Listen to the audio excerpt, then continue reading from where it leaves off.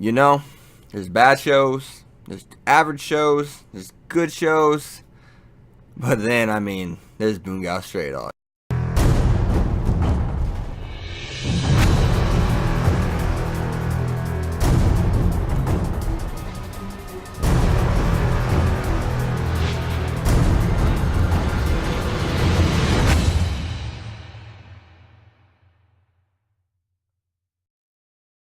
So let's start with Kyoka in this episode, guys. She finally shows up, and we find out why she left. I can immediately throw my idea of her being traded right out the window. Thank God, I'm so happy that she's not. And she went back to the slums. We find out that she basically wanted to find out who she was and where she belongs. She finds out she is Kyoka and she belongs with the agency. She's not a murderer. She's coming to terms with who she is. She's accepting who she is. Yes, it seemed a little bit too easy at first, I thought, but then we see that she attacks that captain. Her instincts of, hey, he knows that I murdered people, because you hear him coming in on the intercom saying it's about a 14-year-old girl in a kimono, serial murderer. She's a suspect for it, and that's good. Like, I thought it was a little bit too easy, but then they said no. And Atsushi's like, why would you do that? You see Atsushi's like rage, and you see that she has a long way to go before she's actually really accepting who she is and taming her inner self.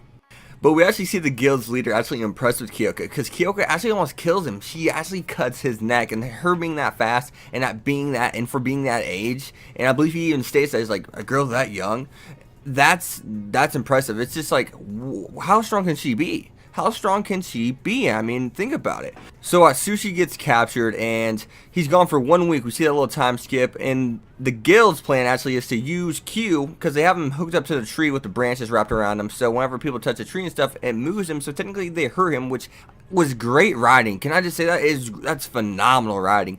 Like, there's a lot of generic routes they could have went, but no, that's how you use your characters. That's how you use your characters. That was great writing. So I think it was like 20% of people got affected. So they're gonna make 20% of people in Yokohama, hallucinate and just destroy the city.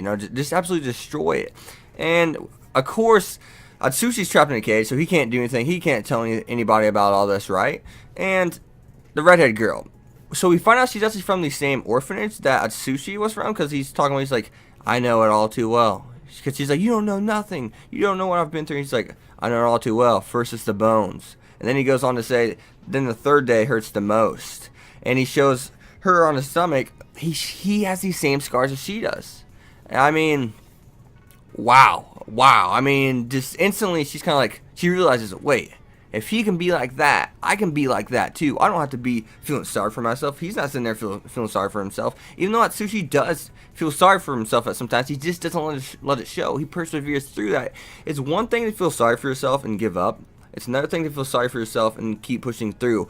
You can feel sorry for yourself. We've all felt sorry for ourselves and just kept pushing through, even though at the same time we're still feeling bad for ourselves. It's something that just happens. You can't just get over something right then and there with a snap of a fingers. But we also found out that the guild is actually looking for a book. I don't know what kind of book, but it's only like one of a kind, I guess, apparently. So that's really interesting too. I don't know what this book could be about. It can't be affected by magic and abilities and stuff like that, like fire and stuff like that. It's like impenetrable, I guess. I'm not sure how you actually destroy it, but it's something that's very important to the guild, and I don't know why. There must be a huge secret in there. Maybe there's like lost abilities that will really put you on top of the totem pole. But apparently Atsushi is the guide to that book. And I'm not sure exactly what he meant by that. Was it something with destroying Yokohama, or is there something about Atsushi that's gonna lead them to that book? I mean, so that's really interesting. I'm wondering what the heck that's all about, and it's in Yokohama, and that's why they wanted to burn down Yokohama, because it'd be easier to find the book too at the same time. So if they're so strong, why do they need something like that?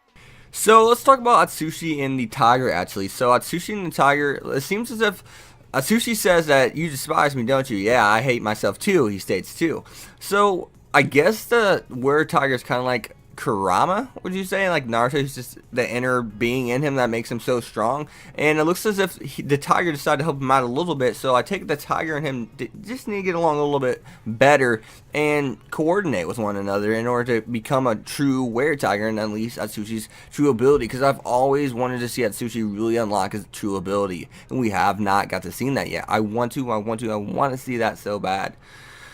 I mean, him falling from that, and then the Warrior Tiger like saving him because you see it like bite into him. I'm just kind of like, and then the Tiger's kind of surprised too, right? He's like, he let me bite into him. What the hell? I guess that was just kind of showing him, hey, I know I'm weak, but we are in this together. I guess that's the best way to put it. And did anyone else notice the fantastic animation? Like whenever Atsushi was talking to the redhead and jumps out of the airship, like that animation is spectacular. Oh my god!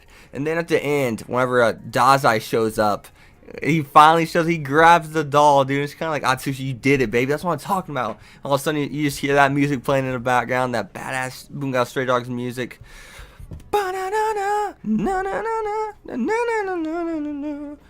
And then Dazai just walks up, picks up the doll. He's like, "Congratulations, Atsushi, you did it." I'm just like, "That's what I'm talking about, man. That's what I'm talking about." And then they're in the little train station hallway stairwell, and he's like, Daza, we need to team up with somebody to beat these guys. We need to team up with somebody to beat these guys. And he suggests the Port Mafia.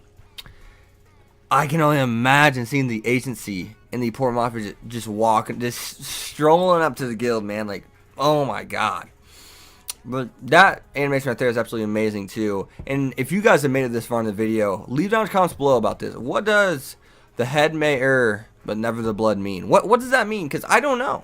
I don't know. I'm asking you because I want to know. So if someone knows what that means, definitely describe that to me. You know, let me know what that means. So, overall, Bungou Stray Dogs has done it again. It has done it magnificently. And if you are not watching this, you are not doing fall anime right. You are not doing 2016 right. You, my friend, are messing up. That's what you're doing. I'll at least give it a chance. But other than that, guys, I'm ready to see what happens. I'm ready. I can't wait. I can't wait till next week. Can't wait. As always, guys, you've been Hex. Be sure to leave a like, a comment, subscribe, follow me on Twitter at Hex25. I'll see you guys next time. Bungou Stray Dogs for the motherfucking win.